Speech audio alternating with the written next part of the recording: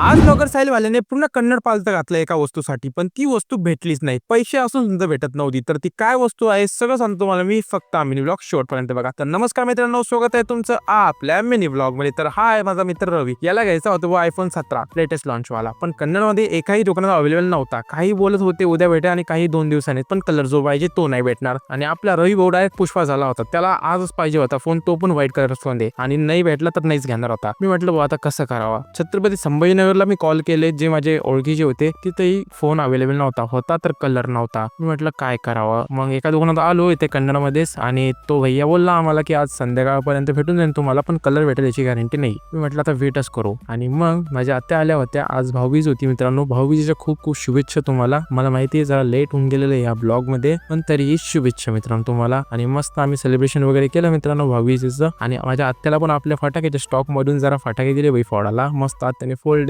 बघा एकदम भारी. आणि मग मित्रांनो 2 दिवसानंतर जो फोन पाहिजे होता मित्रांनो तो फोन अवेलेबल झाला होता मित्रांनो. मग आपल्या रवी भाऊने डायरेक्ट फायनली फोन घेतलाच भो, आयफोन 17, ते पण कॅश मध्ये. फायनली मित्रांनो त्याने घेतला, पण मला असं वाटत होतं की मीच घेतला म्हणून. इतका तो खुश होता भो, आणि मी पण खुश झालो होतो एवढं. आणि मग मस्त सिनेमॅटिक वगैरे काढणं पण चालू होतं मित्रांनो इथे. तर असं काय होतं भो आपल्या आजच्या मिनी ब्लॉग मध्ये मित्रांनो. मला हा मिनी ब्लॉग आवडला असेल मित्रांनो, व्हिडिओ लाईक करा आणि मला फॉलो करा राव. आणखी मिनी ब्लॉग साठी फॉलो करत जा, आणि युट्यूब बघत असाल तर सबस्क्राईब करा. तर भेटू आणखी एक नवीन मिनी ब्लॉग मध्ये. Thank you for the watching. थोड़ा टेंशन मध्ये पण रिलॅक्स मी